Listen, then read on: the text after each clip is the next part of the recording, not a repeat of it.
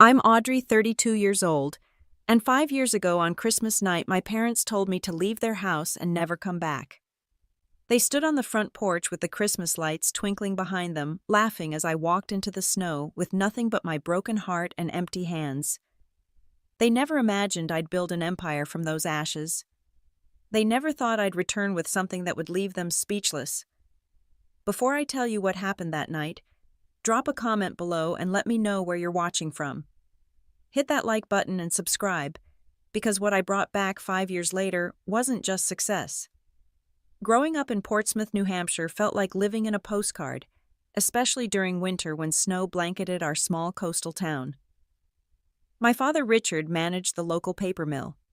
Every morning he left the house at 7 sharp, his thermos of black coffee in hand, his face already set in that stern expression I knew so well. My mother Susan worked as a nurse at the community clinic.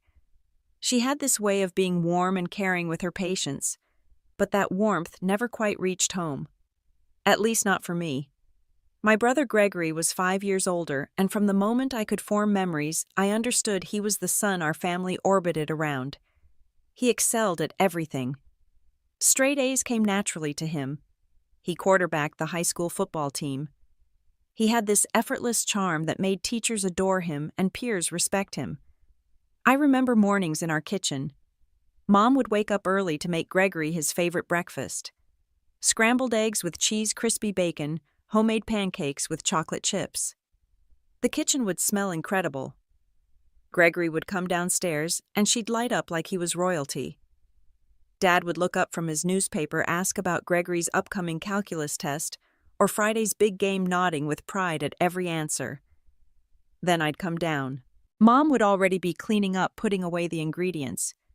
She'd glance at me and say the same thing every time. Cereal's in the cabinet. No good morning. No smile. Just a statement of fact, like she was informing a stranger where to find supplies.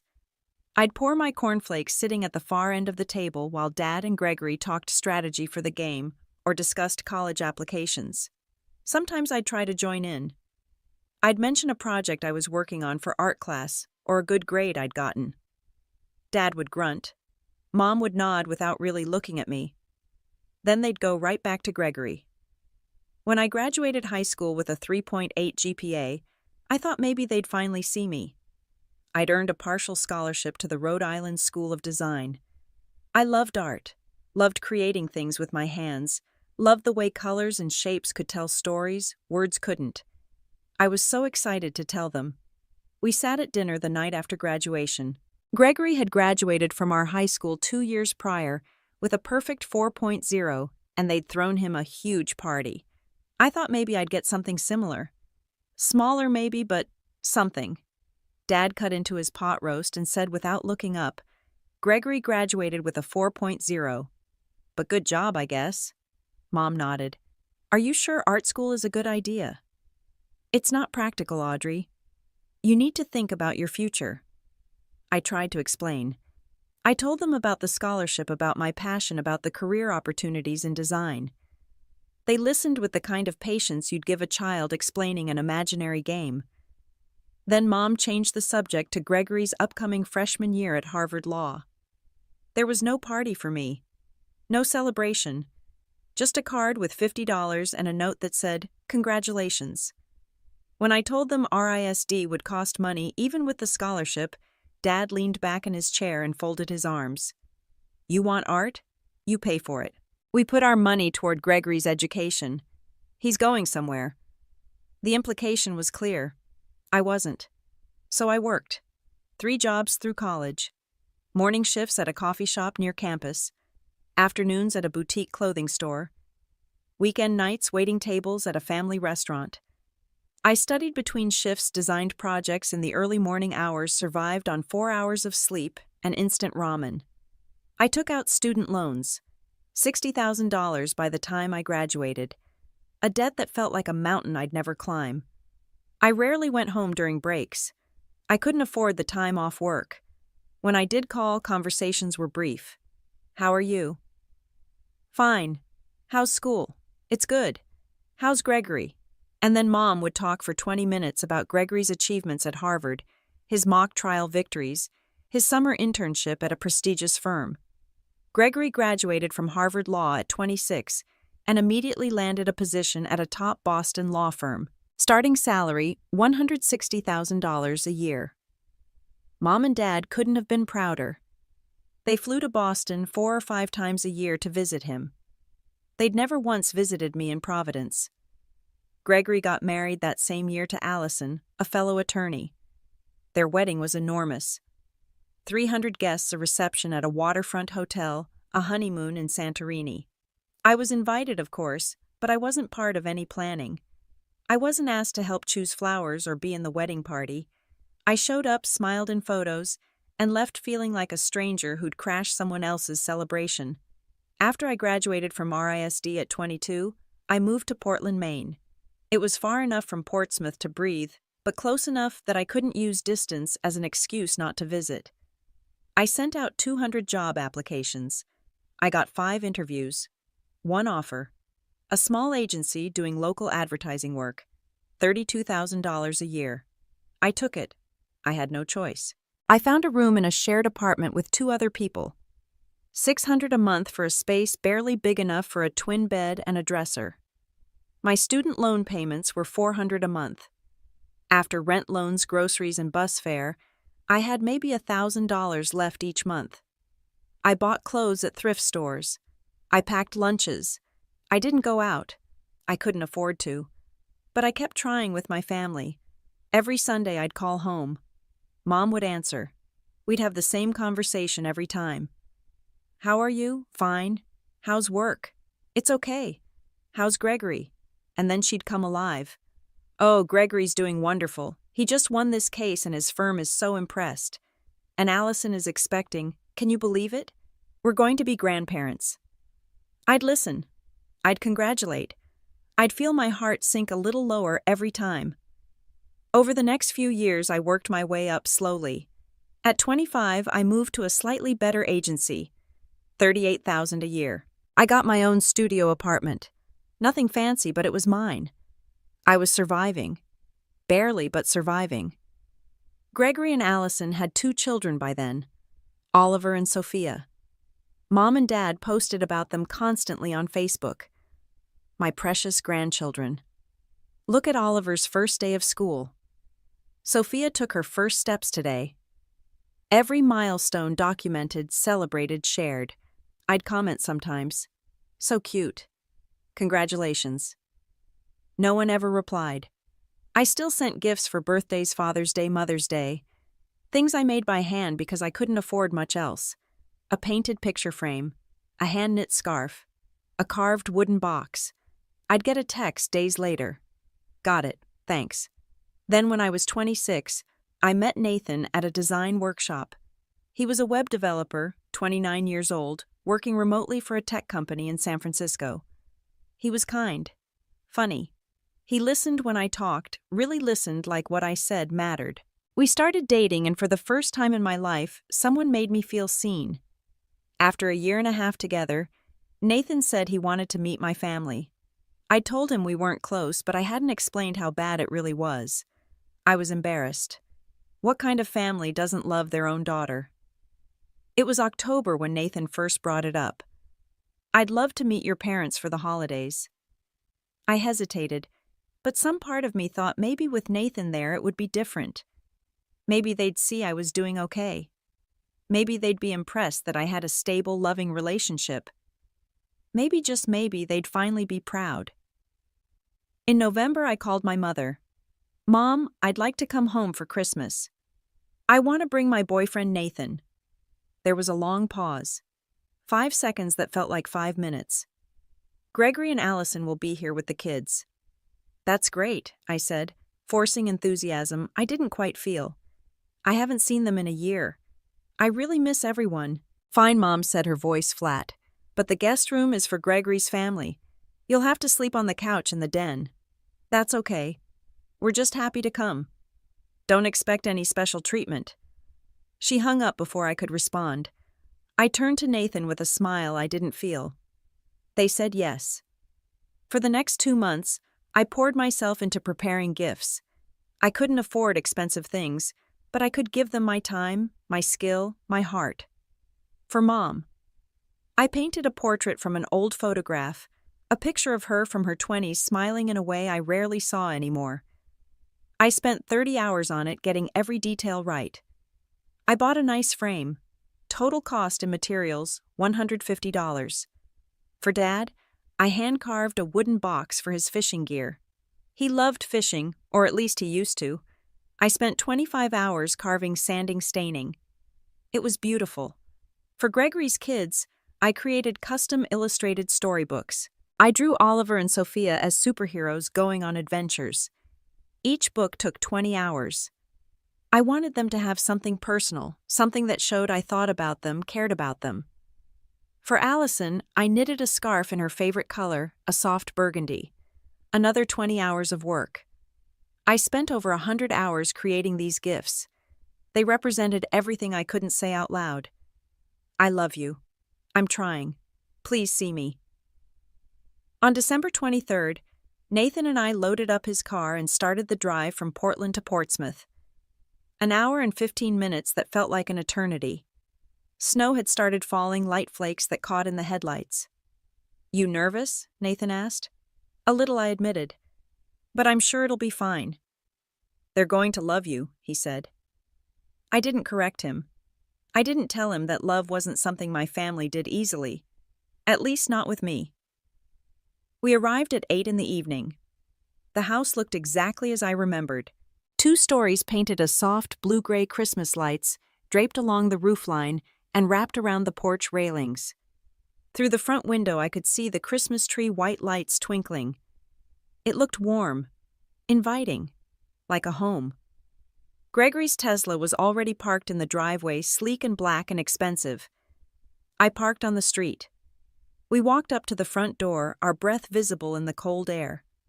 I knocked. It took a while for someone to answer. Finally, the door opened.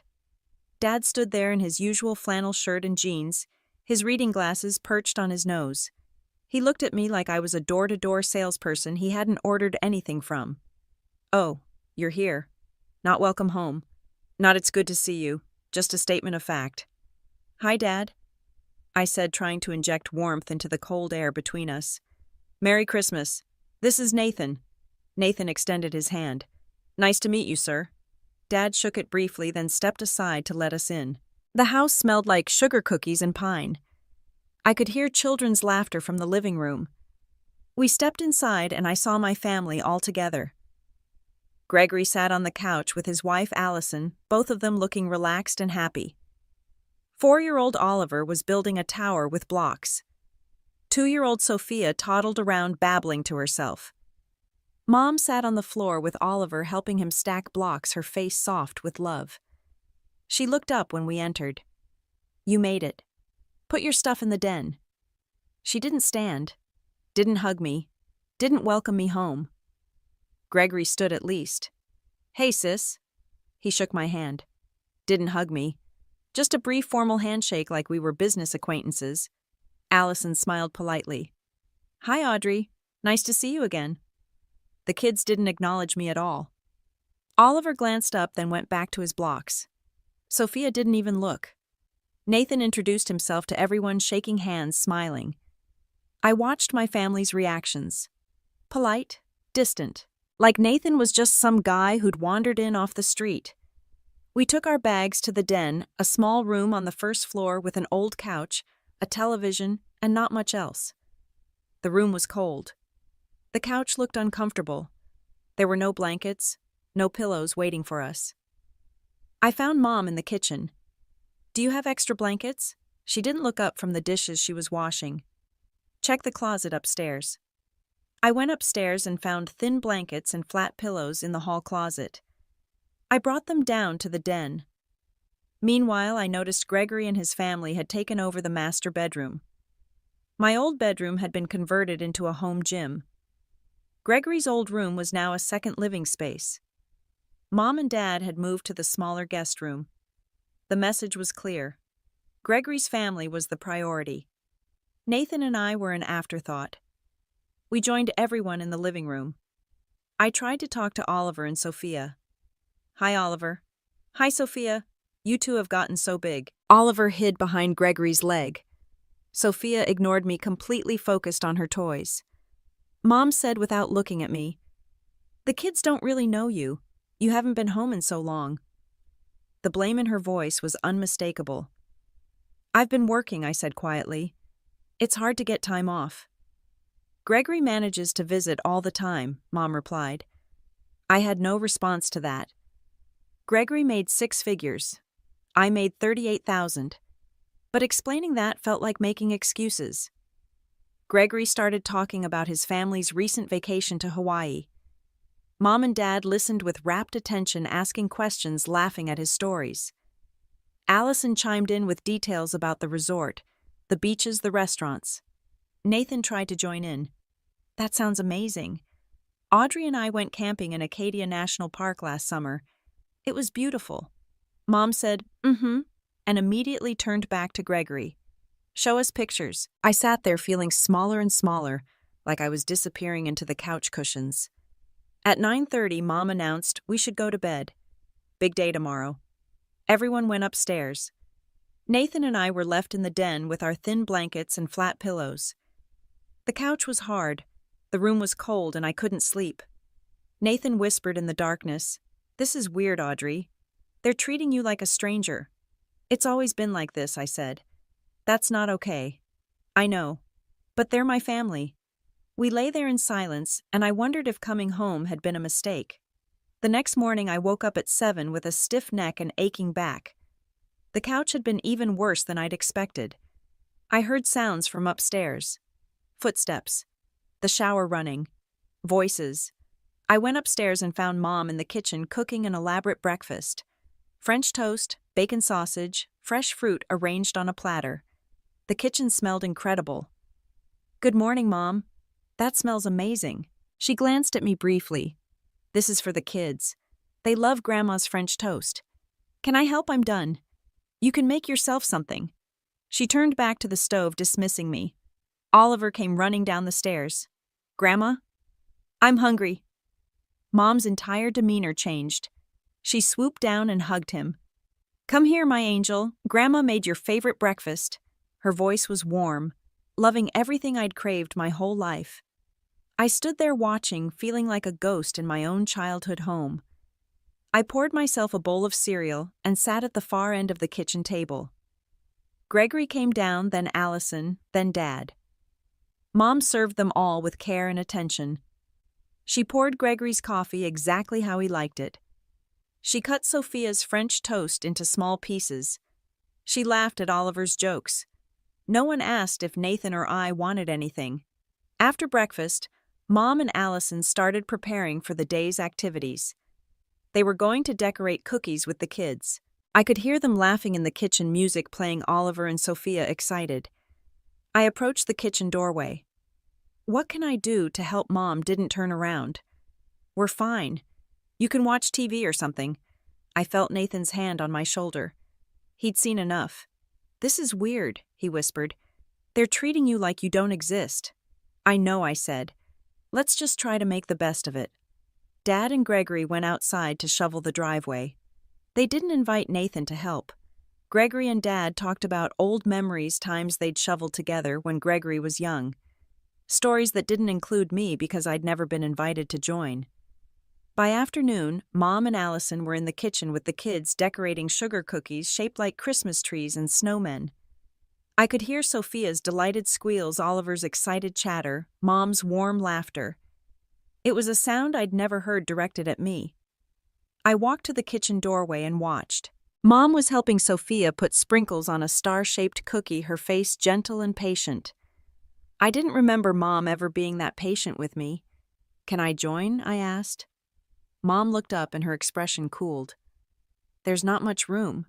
Allison, kinder than the rest, said, "Oh, it's okay. Audrey can help Sophia." Mom hesitated. "Fine." I sat down next to Sophia. She looked at me with wide, uncertain eyes. "Hi, Sophia. What are you decorating? A star. It's beautiful. Can I help you with the icing? Grandma's helping me." Mom pulled Sophia closer. "That's right, sweetie. Grandma's here." I picked up a plain cookie and started decorating it myself, working in silence. Oliver ran over to show Mom his Santa cookie. "Grandma, look, I made Santa." Mom scooped him up. "Oh, wonderful, Oliver. You're so talented." She kissed the top of his head. I remembered making cookies once when I was 7. I'd gotten frosting on the table and Mom had scolded me. "It's messy. Clean up after yourself." There had been no hugs, no praise, no joy. I finished my cookie and quietly excused myself. No one noticed me leave. At 3 in the afternoon, my grandmother arrived, along with my Aunt Margaret, Mom's younger sister. They came through the door with arms full of gifts, voices bright with holiday cheer. Gregory grandmother called out, rushing to hug him. "Look at you, so successful, so handsome." She hugged Alice and cooed over the grandchildren. Then she saw me standing in the corner. "Oh, Audrey, you're here too. Not a hug, just an acknowledgement. What are you doing these days, dear?" "I'm a graphic designer in Portland, Maine." "Oh, how interesting." She said it the way you'd say that about someone's unusual hobby. "Gregory's a lawyer in Boston, you know, making quite a name for himself." "I know, Grandma." She turned away from me and went back to fawning over Gregory. Aunt Margaret cornered me near the Christmas tree. "Are you married yet?" "No, but this is my boyfriend Nathan." She looked him up and down. "Oh, Gregory married early and already has 2 beautiful children. You should hurry up. You're not getting any younger." I was 27. Not exactly ancient. The afternoon was filled with conversations I wasn't part of. Grandma asked Gregory about his latest case. Aunt Margaret wanted to hear all about the house Gregory and Allison had just purchased. 4 bedrooms, hardwood floors, a big backyard near good schools. Everyone listened with fascination. I tried once to join in. I just finished a rebranding project for a local bookstore. It increased their foot traffic by 30%. Aunt Margaret said, "That's nice, dear," then immediately turned to Allison to ask about her work. Nathan squeezed my hand under the table. I could feel his frustration, his disbelief at how I was being treated. By evening, it was time for the big Christmas Eve dinner. Mom had spent hours preparing. Prime rib, creamy mashed potatoes, green beans with almonds, homemade rolls, rich gravy. The dining table was set beautifully with Mom's good china red cloth napkins, candles flickering. The seating arrangement said everything. Dad sat at the head of the table. Mom sat at the other end. Grandma and Aunt Margaret flanked my parents. Gregory and Allison sat close to Dad. Oliver was in a booster seat next to Mom so she could help him. Sophia's high chair was next to Allison. Nathan and I sat at the far end, furthest from everyone, like we'd been added as an afterthought. Dad said grace. "Lord, thank you for this meal and for our family. Bless Gregory, Allison, and our beautiful grandchildren. Amen." He didn't mention Nathan or me. I bowed my head and swallowed the lump in my throat. Dinner conversation revolved entirely around Gregory. Dad asked about a potential partnership track at his firm. "Gregory's thinking about making partner soon," Dad announced proudly. Grandma literally clapped her hands together.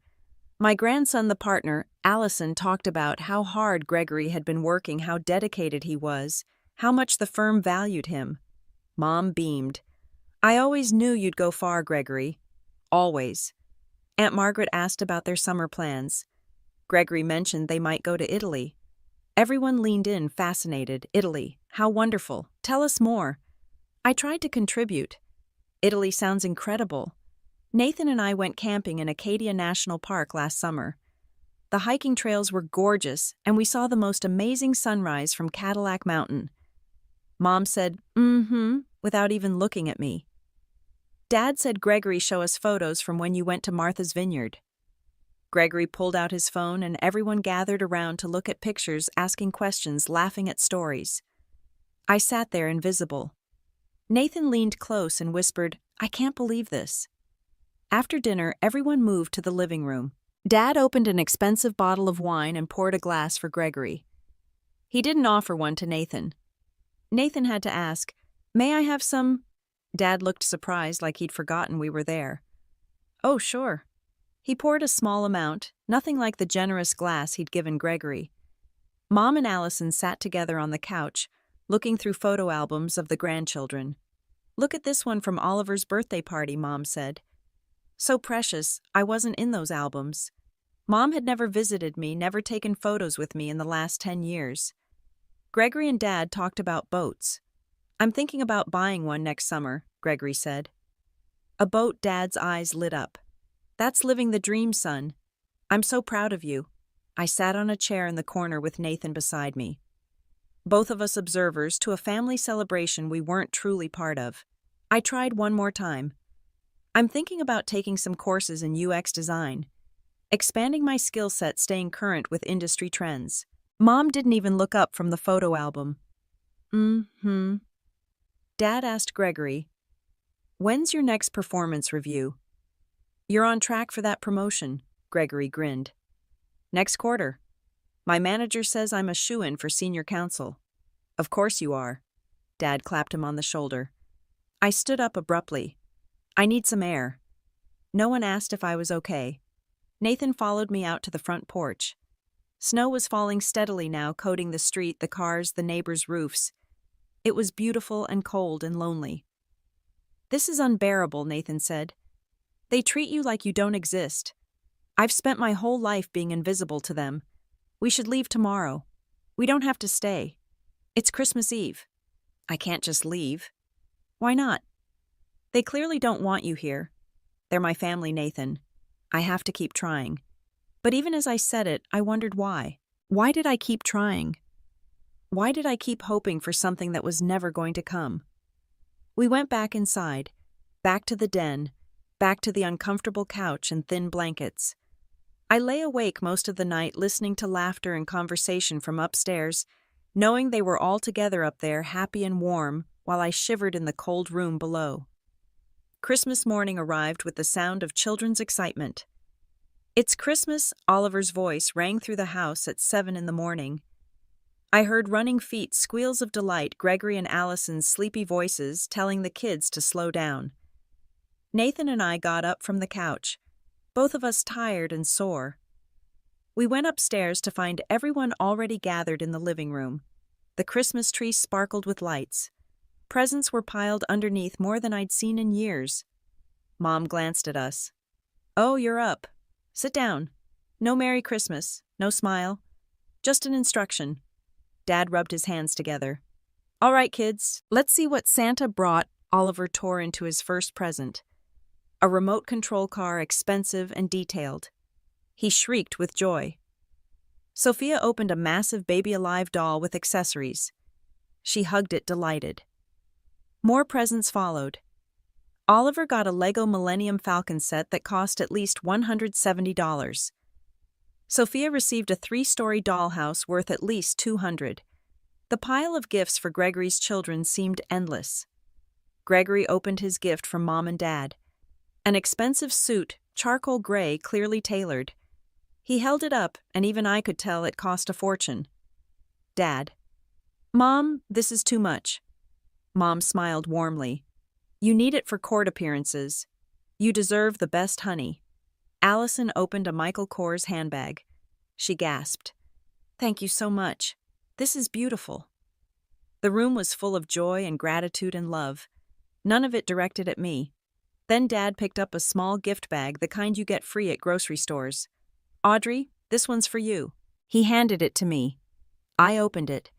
Inside was a promotional coffee mug, the kind gas stations give away for free with a fill-up. Below that was a box of chocolates, with a clearance sticker still on it. Best by October 2019. It was December 2019. The chocolate was expired. At the bottom was a pair of socks that had clearly been worn before the elastic stretched out, the color faded. I stared at the contents. Nathan saw. His face went red. "Are you kidding me?" Mom looked at him, eyebrows raised. "What, you give Gregory an $800 suit, and Audrey gets expired chocolate and used socks?" Dad stood up. "Watch your tone in my house." Nathan stood too. "No, this is insulting. This is cruel." "Nathan, please," I said quietly. "It's not okay, Audrey." I looked at my parents. "Thank you for the gifts." My voice shook, but I forced the words out. Mom shrugged. You're welcome. No apology. No explanation. No acknowledgement that there was anything wrong with giving their daughter trash while showering their son with expensive presents. Gregory looked uncomfortable, but said nothing. I reached for the gifts I'd brought. I have something for everyone. I handed Mom the portrait I'd painted. She unwrapped it slowly. It was a beautiful piece, I knew it was. I'd spent 30 hours making sure every brushstroke was perfect. She looked at it. Oh, a picture of me. Thanks. She set it down against the wall. Didn't say she'd hang it. Didn't comment on the skill or effort, just thanks. I gave Dad the wooden box I'd carved for his fishing gear. He opened it, looked at it briefly. Interesting. Thanks. He set it aside like it was junk mail. I handed Gregory the illustrated storybooks I'd made for Oliver and Sophia. He opened them, flipping through pages. Oh, wow. You drew these? Yes, I spent a lot of time on them. I wanted to make something special for the kids. They're nice. Thanks, sis. He handed them to Oliver. Look what Aunt Audrey made for you. Oliver flipped through one book. I don't want books. I want more toys. He tossed the book onto the floor. Mom didn't correct him. Oliver, say thank you to your aunt. Thanks, Oliver muttered, already turning back to his new Legos. Sophia didn't even look at her book. I watched my hours of work. My heart poured onto those pages discarded like trash. Nathan stood up. Audrey, we're leaving. Now. Nathan, I said. No, I've had enough. Dad stepped forward. Who do you think you are coming into my house and telling us how to act? I'm someone who actually values Audrey, Nathan shot back. Which is more than I can say for any of you, Mom gasped. How dare you? Gregory stood. Everyone calmed down. But I was done being calm. I stood up and my voice came out stronger than I expected. No, Gregory. I'm tired of being calm. I'm tired of being quiet. I'm tired of pretending this is okay. I turned to my parents. I've spent my entire life trying to earn your love. I worked 3 jobs to pay for college because you wouldn't help me.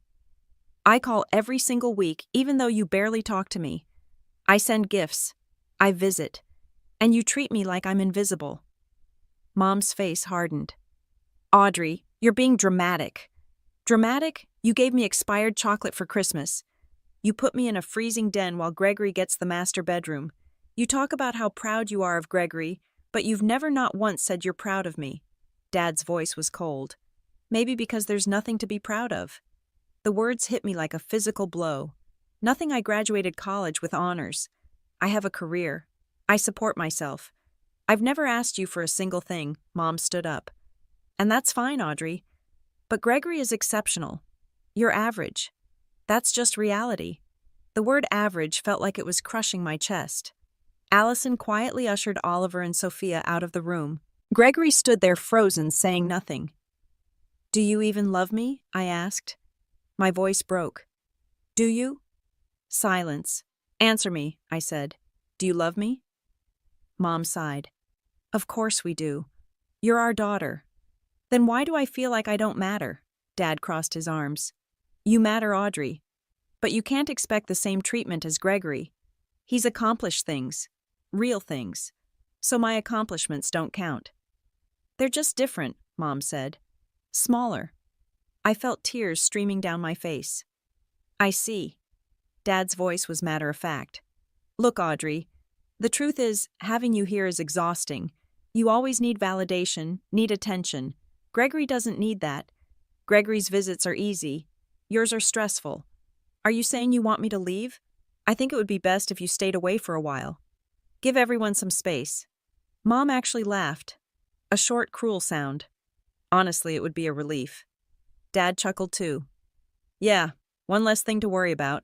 Gregory let out an uncomfortable laugh, not quite meeting my eyes. Grandma had come downstairs during the argument. She heard Mom's comment and added, Oh, good. More room for the rest of us. They laughed. All of them. Laughing at the idea of me leaving. Laughing at my pain. Laughing like my absence would be a gift. I stood there and something inside me broke. Not like it had broken before. Not like the small cracks that had formed over years of neglect. This was different. This was final. I walked to the den and started throwing clothes into my suitcase. My hands were shaking. Tears blurred my vision, but I kept moving. Nathan helped me, his jaw clenched with anger he was barely containing. "You deserve so much better than this," he said quietly. "I know," I said. "I finally know." We packed everything in minutes. I didn't care about being neat or organized. I just wanted out. When I came back to the living room with my suitcase, everyone was still there. Mom was back on the floor with the grandchildren. Dad had returned to his chair. Gregory and Allison stood by the tree. "You're really leaving?" Mom asked. "On Christmas, you wanted me gone." "I'm gone." Dad waved his hand dismissively. "Fine. Don't let the door hit you on the way out." He actually laughed again. I looked at Gregory. "And you? Do you want me gone too?" Gregory looked at the floor.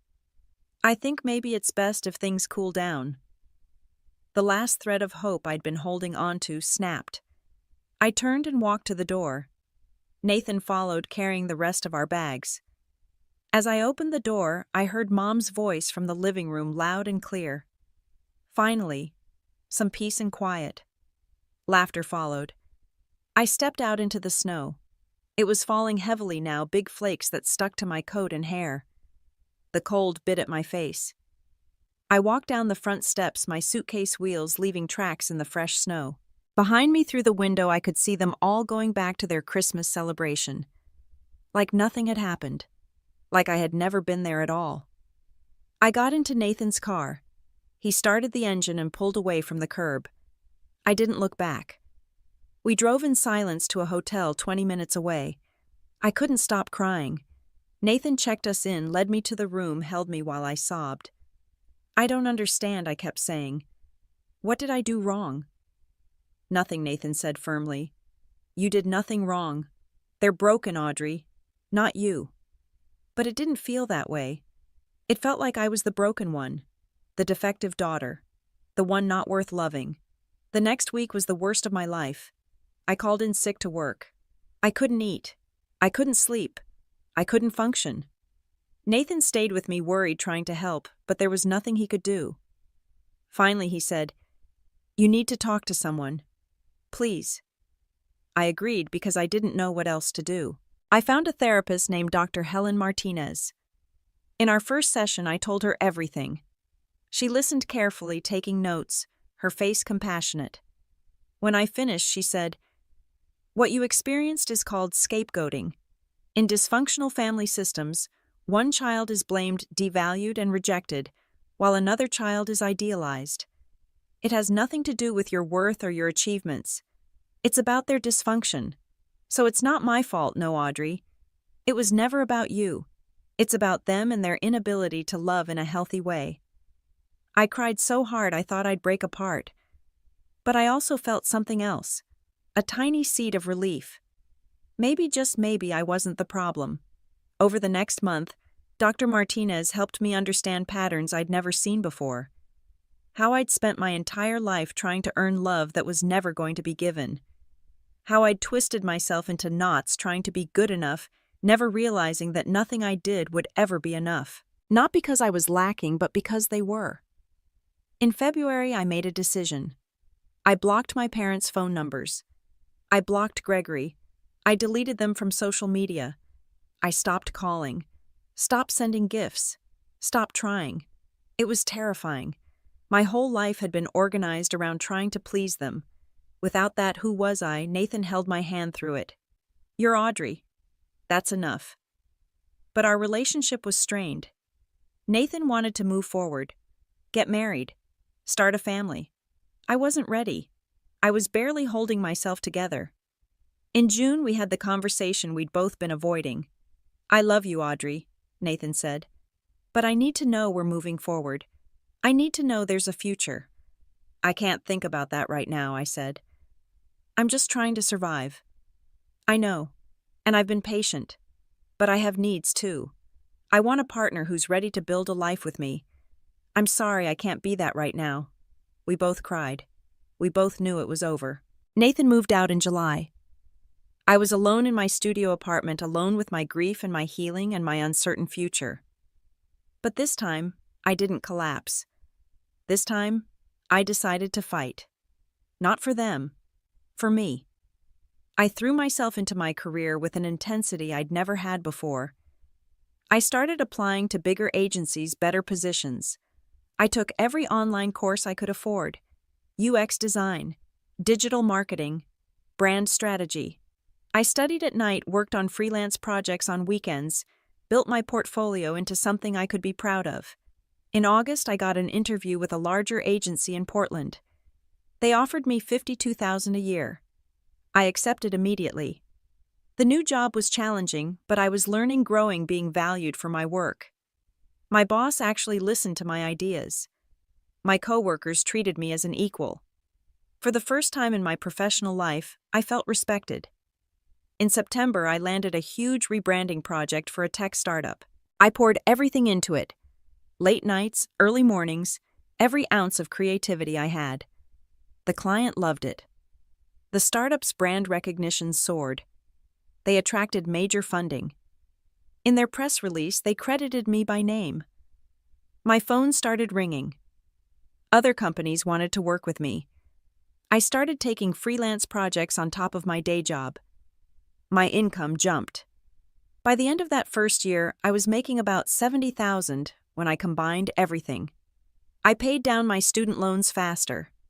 I moved into a better apartment, a one-bedroom with actual space with windows that let in light. I bought real furniture, not just hand-me-downs and thrift store finds. I started to build a life that felt like mine. The second year after I left, things accelerated.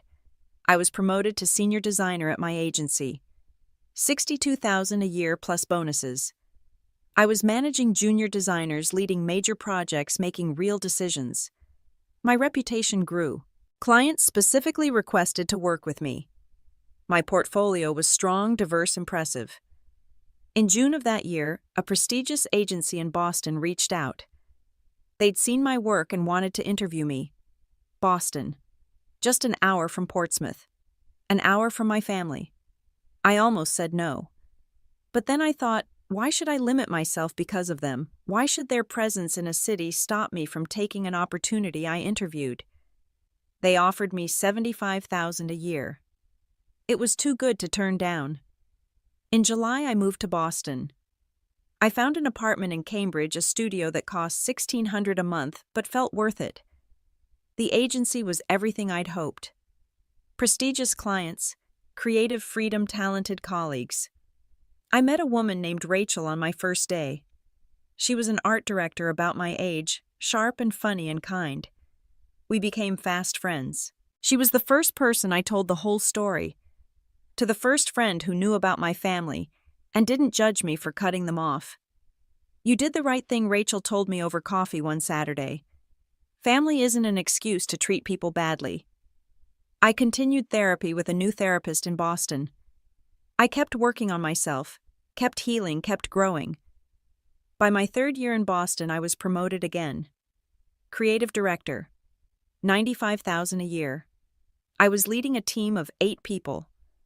I was being invited to speak at design conferences. I won a regional Addy Award for a campaign I'd led.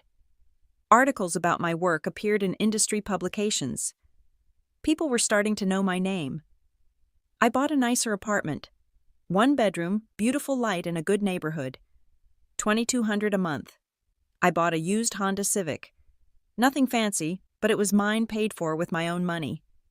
I started saving to buy property. At the beginning of my 4th year in Boston, I made a decision that terrified me. I quit my job and started my own consulting firm. Thrive Creative Studio. It was risky. I was giving up a stable salary, benefit security. But I had a vision. I had clients who trusted me. I had skills I'd worked so hard to develop. The first year was intense. I worked 80-hour weeks.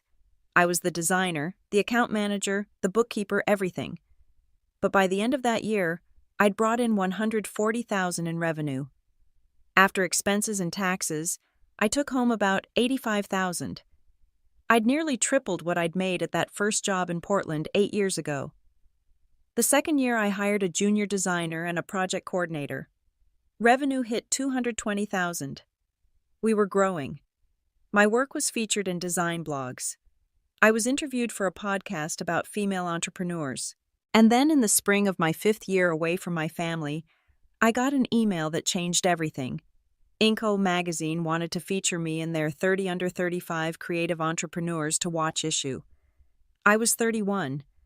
I'd made it onto a national list. The article came out in August.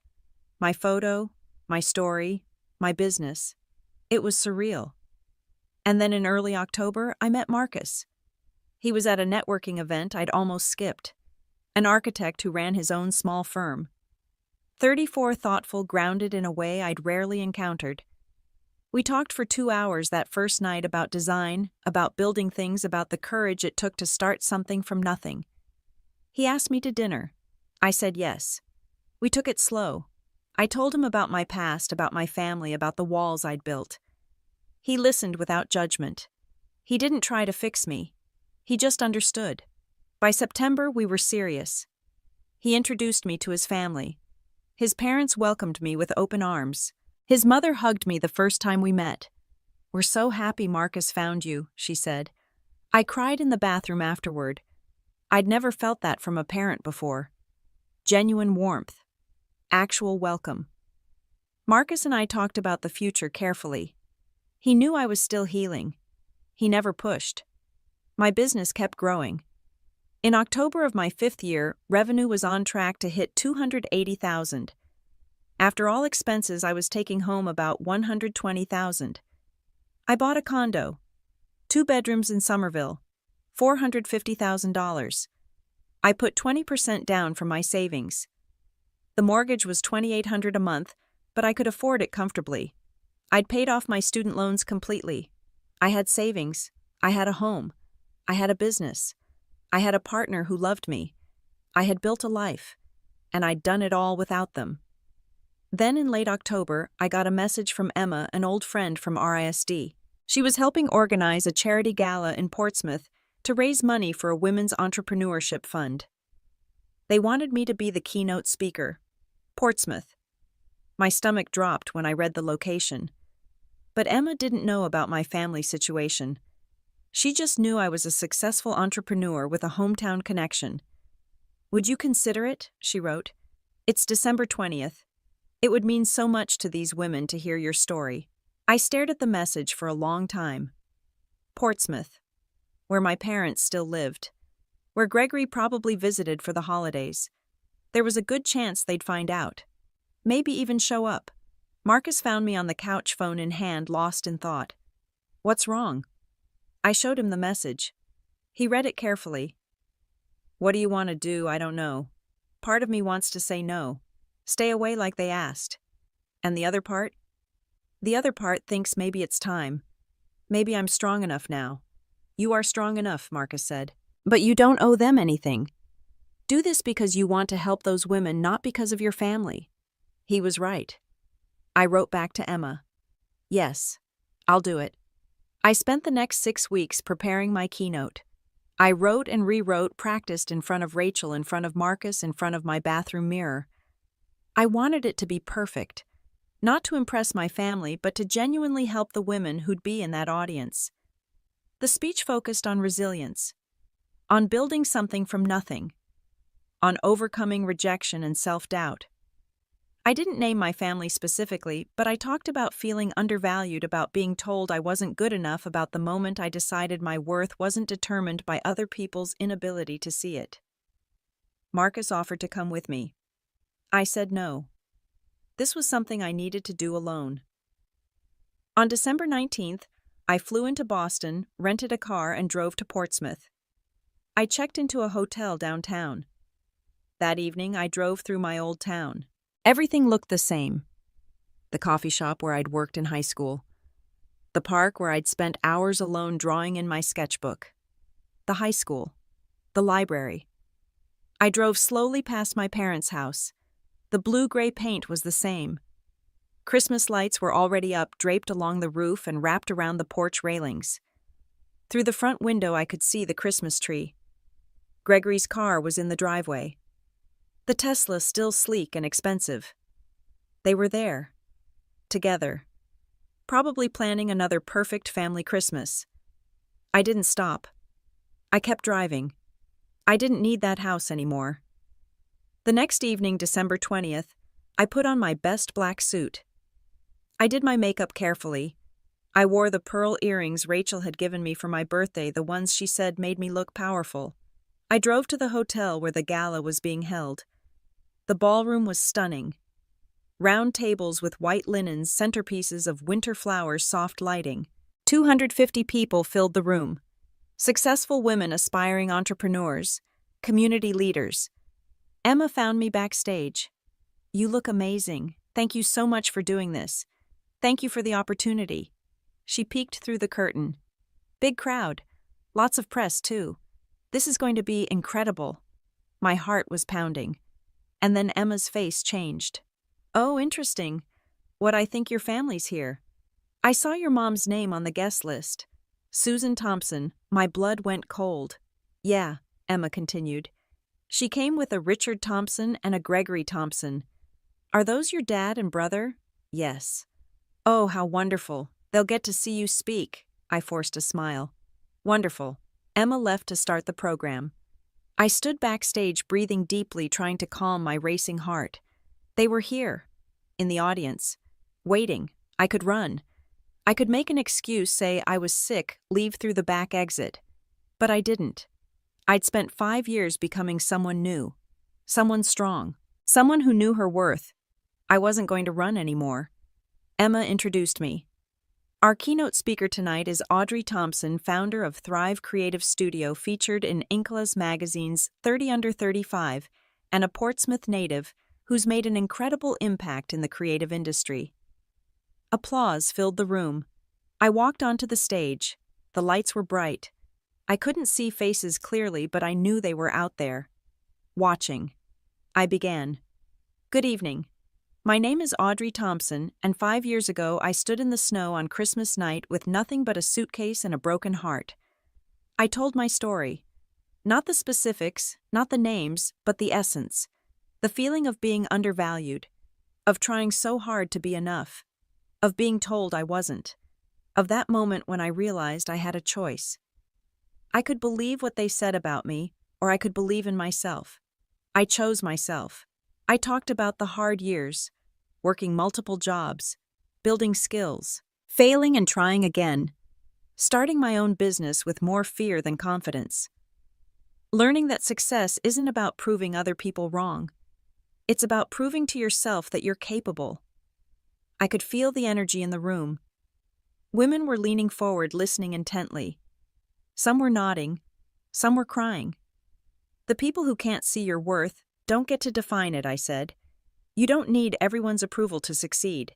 You just need your own belief, your own determination, your own refusal to give up on yourself." I talked about building Thrive Creative Studio, about the terrifying moment I quit my job and went out on my own, about the late nights and the self-doubt and the small victories that gradually became bigger ones. "Success isn't a straight line," I said.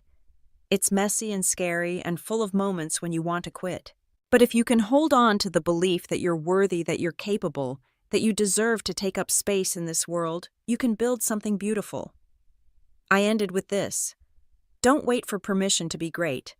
Don't wait for someone else to tell you you're good enough.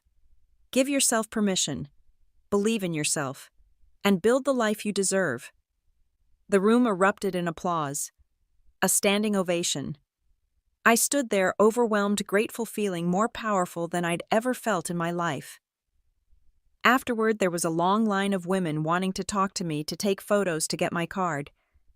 I talked to each one, listened to their stories, encouraged their dreams. And then when the crowd finally thinned, I saw them. Mom, Dad, Gregory, standing at the back of the room, waiting. My heart pounded, but I didn't run. I didn't hide. They approached slowly. "Audrey," Mom said. I turned to face them fully. "Hello, Mom. Dad. Gregory. We didn't know you were speaking here," Mom said. "We saw your name on the program and couldn't believe it." Dad cleared his throat. "You've done very well. His voice held something I'd never heard before. Surprise. Maybe even a hint of admiration. Gregory stepped forward. Audrey, I'm impressed. Really impressed. Your company, your success, that speech. I had no idea. I kept my voice calm. You wouldn't know. We haven't spoken in 5 years. Mom fidgeted with her purse. That's why we're here. We'd like to talk. Maybe have dinner tomorrow. Catch up, I'm flying back to Boston in the morning. Dad frowned. Surely you can spare a few hours for your family. I looked at him steadily. Family. That's an interesting word. Mom's face softened in a way that looked almost like regret. Audrey. We know things ended badly, but we'd like to reconnect. We're proud of what you've accomplished. Are you? I asked. Are you proud? Or are you just impressed because I'm successful now? Gregory looked uncomfortable. That's not fair, Audrey. Isn't it? 5 years ago you told me to stay away. You laughed when I left. Now you want to reconnect. The only thing that's changed is my bank account and my public recognition. Mom's voice took on a pleading tone. We were upset. We didn't mean those things. You meant every word. And I heard them, loud and clear. Dad's voice hardened. We're your parents, Audrey. We deserve another chance. I shook my head slowly. You had every chance. For 27 years, you chose not to take them. You chose Gregory over me again and again. You told me I was average. You told me having me around was exhausting. You told me to stay away. Gregory reached out. I'm sorry, Audrey. I should have defended you. Yes, I said simply. You should have. But you didn't. Mom's eyes filled with tears. So that's it. You're going to shut us out forever. I looked at the three of them. The people I'd spent my entire life trying to please. The people whose love I'd chased like it was air and I was drowning. And I felt nothing. No anger, no sadness. Just a quiet, settled peace. No, I said. You shut me out. I'm just finally accepting it. Dad stepped closer. We're trying to make amends here. I don't need your amends. I've built a life without you. A good life. With people who actually see my worth. People who love me not because of what I achieve, but because of who I am. But we're your family, Mom said. I looked at her, this woman who'd given birth to me but had never really seen me. No, I said quietly. You're the people I'm related to. My family is the people who love me. And that's not you. The words hung in the air. Mom opened her mouth, closed it. Dad's jaw tightened. Gregory looked at the floor. I hope you have a good life, I said. I truly do. But it won't include me. I turned to walk away. Audrey, wait, Gregory called. Please? I stopped, but I didn't turn around. I'm sorry, he said, his voice breaking. I'm really sorry. I know, I said. Goodbye, Gregory. I walked away. Out of the ballroom, through the hotel lobby, into the cold December night. I got into my rental car and sat there for a moment. Through the hotel windows, I could see them still standing where I'd left them. Together, watching me leave. This time, I was the one walking away with my head high. This time, they were the ones left behind. I started the car and drove back to my hotel. I didn't cry. I didn't feel sad, I felt free. The next morning, I flew back to Boston. Marcus was waiting for me at the airport holding flowers. How did it go? He asked as he hugged me. Perfect, I said. It went perfectly. Did you see them? I did. And then I said goodbye. For real this time. He pulled back to look at my face. How do you feel free? I said. I feel free. We drove back to my condo. On the way, I looked out at the city. Boston in winter, all bundled up and beautiful lights starting to come on as the early evening settled in. What are you thinking? Marcus asked. I'm thinking about how far I've come. From that night 5 years ago when I walked out into the snow thinking my life was over, to now, to this. Your life is pretty amazing. I smiled. Yeah, it really is. That Christmas, Marcus and I hosted dinner at my place. We invited Rachel and her boyfriend, 2 colleagues from my company, and Marcus's parents. The condo was warm and full of laughter. We cooked together, told stories, exchanged small, thoughtful gifts. Marcus's mother hugged me and told me how happy she was to have me in their family. I looked around the table at the people gathered there. None of them were related to me by blood, but every single one of them had chosen to be there, had chosen me. This was my family. After everyone left, Marcus and I sat on the couch in front of my small Christmas tree. "Do you know what I learned?" I asked. "What that family isn't about blood. It's about who shows up, who sees you, who loves you for exactly who you are." "Your parents missed out," Marcus said. "Yes, but I didn't. I found you. I found Rachel. I found myself." He kissed my forehead. "I'm proud of you. I'm proud of me too." I thought about my parents sometimes after that night. Wondered if they regretted how they'd treated me. Wondered if they told people about my success, now claiming pride they'd never shown when I needed it. But mostly I didn't think about them at all.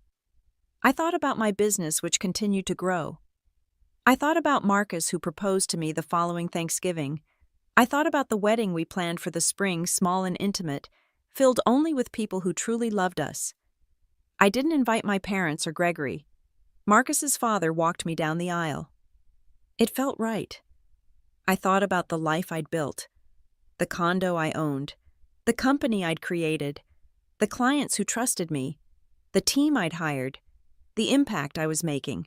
I thought about that girl who'd walked out into the snow on Christmas night 5 years ago, believing she was worthless because the people who were supposed to love her had told her so. And I thought about the woman I'd become. Strong, successful, surrounded by love. Finally enough. That Christmas night 5 years ago, when I walked out into the snow, I thought my life was over.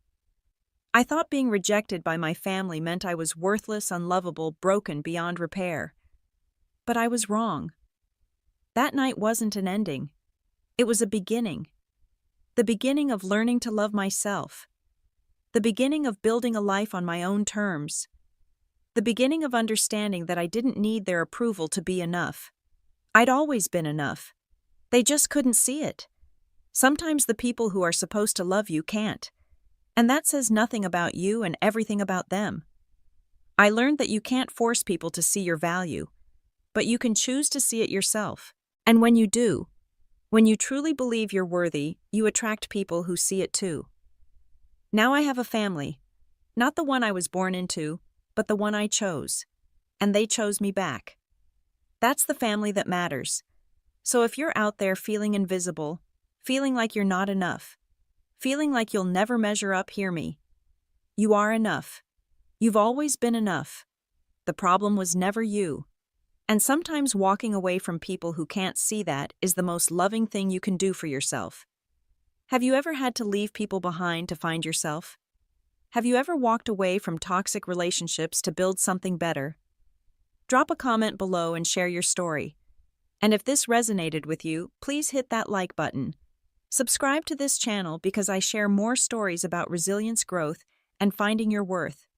Share this video with someone who needs to hear it. Thank you for listening to my story. Thank you for being here.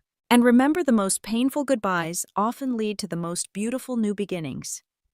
I wish you love. I wish you courage, and I wish you the strength to choose yourself. Always. Merry Christmas wherever you are, and may you find your way home to the people who truly see you.